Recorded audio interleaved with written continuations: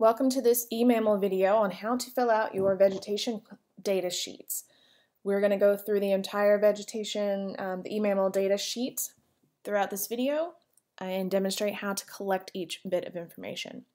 Starting off with the top information, you'll see you've got your name, date. The most important is the location square number and the camera deployment number of your location, as well as making sure that you are accurately filling out your actual latitude and longitude in the field. This is the actual location where you place your camera after finding a suitable location. Next, just have a quick look around the location and write down a description. This area was open, grassy, and it was near a fence line. We're looking for any general description that you can provide about this location. Next, we're going to be looking at the habitat. On your habitat sheet, with the location we've given you a habitat, we want you to verify that habitat for us.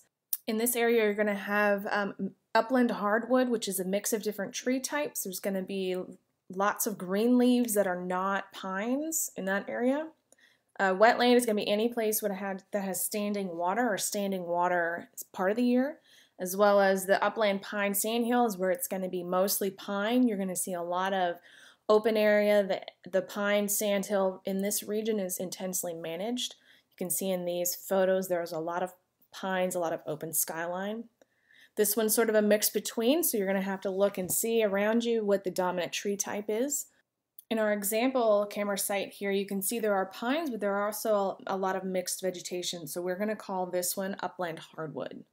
The next section is the closest tree that is greater than 10 centimeters in diameter, which is one collar block on your 1 meter poles that you were given at the training in each cardinal direction. This doesn't have to be true north, south, east, and west, but pick a direction, find the closest tree, and pace it out to find how far away that tree is.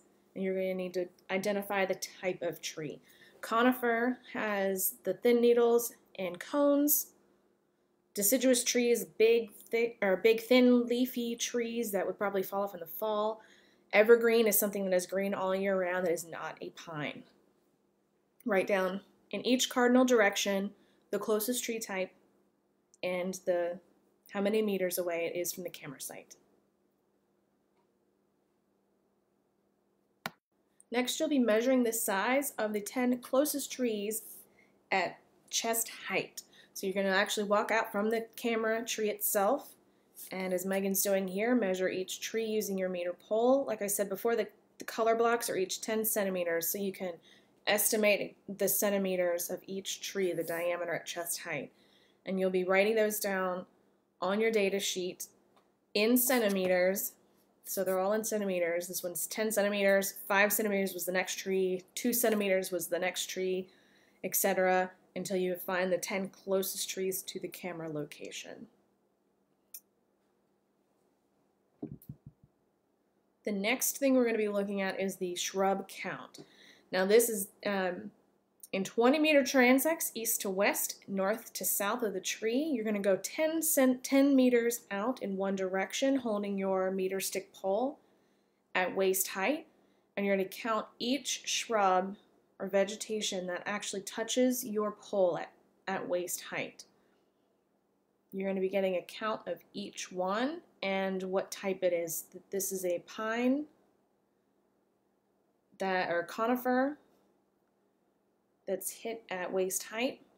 You're going to get an overall count, so 10 meters in one direction, go back in the opposite direction, the cardinal direction, do another 10 and count those up. So 15 total east to west. The dominant type was deciduous.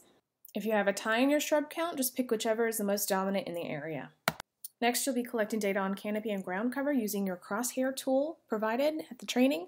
If you want to look straight up and align the crosshairs from the top and bottom and mark that point on your data sheet. The same at the bottom. The top we would have had green, and for ground cover we also would have had green because the crosshair was touching directly on vegetation. You'll do this in one direction at 4 meter intervals.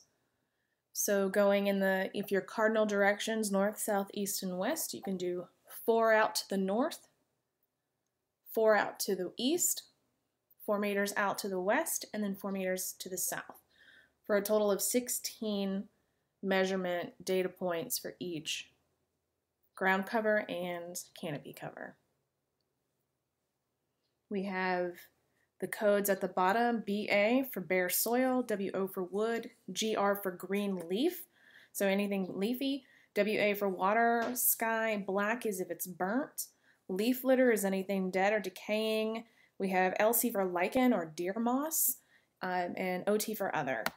The last part of your data sheet you fill out when you come back after 3 weeks to pick up your cameras. You fill in your camera retrieval date and was the camera working at pickup.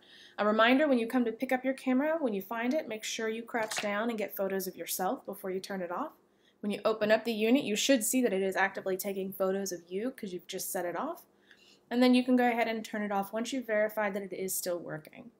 Mark that on your sheet with the date, and yes if it was working, or no if you could not get it to take your photo. Lastly, this is just a reminder of how to pace out your own steps using the 1 meter. You can do one gigantic step as a gauge for 1 meter, or 2 smaller steps, whatever is more comfortable for you.